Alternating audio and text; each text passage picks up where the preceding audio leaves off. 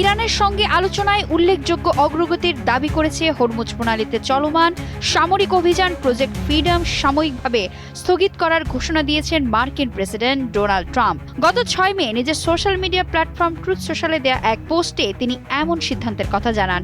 কিন্তু তার এমন ঘোষণার আগেই গত 24 ঘন্টায় হরমুজ প্রণালী দিয়ে 11টি জাহাজ চলাচল করেছে, যা আগের দিনের তুলনায় উল্লেখযোগ্যভাবে বেশি। ট্রাম্প উল্লেখ করেন, পাকিস্তান সহ বেশ কিছু মিত্র দেশের অনুরোধ এবং তেহরানের প্রতিনিধিদের সঙ্গে একটি পূর্ণাঙ্গ চুক্তির বিষয়ে ইতিবাচক আলোচনার প্রেক্ষিতে এই পদক্ষেপ নেওয়া হয়েছে। তবে তিনি এটিও স্পষ্ট করেছেন যে ইরানের ওপর আরোপিত অবরোধগুলো আপাতত বহাল থাকছে।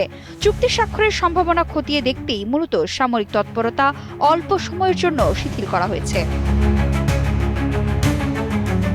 মার্কিন প্রতিরক্ষা দপ্তরের ভাষ্যমতে প্রজেক্ট ফ্রিডম মূলত একটি রক্ষণাত্মক উদ্যোগ। এর প্রাথমিক লক্ষ্য ছিল হরমুজ প্রণালীতে আটকা পড়া বাণিজ্যিক জাহাজগুলোকে দিক নির্দেশনা দিয়ে নিরাপদে বের করে আনা।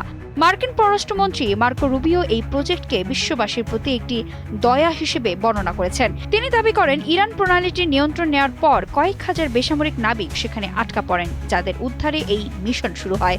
রুবিওর মতে এই প্রজেক্টে যাওয়ার অর্থ হল ইরানের ওপর সরাসরি হামলার মিশন অপারেশন এপিক ফিউরির আনুষ্ঠানিক সমাপ্তি।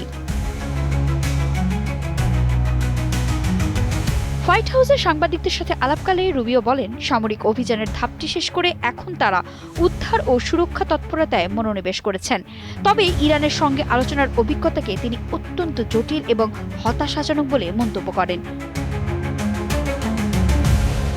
এদিকে মার্কিন সেন্টকম জানিয়েছে, জাহাজগুলোকে তথ্যগত সহায়তা দিলেও তারা কোনো বাণিজ্যিক জাহাজকে সরাসরি সশস্ত্র পাহারা বা এসকর্ট করবে না।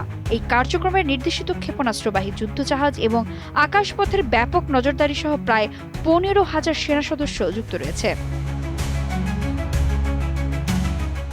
অন্যদিকে শুরু থেকে হরমুজ প্রণালীতে যেকোনো বিদেশি হস্তক্ষেপের বিরুদ্ধে হুঁশিয়ারি দিয়ে আসছে ইরান। দেশটির বিপ্লবী রক্ষী বাহিনী সম্প্রতি ওই সাগর পথের একটি নতুন মানচিত্র প্রকাশ করেছে।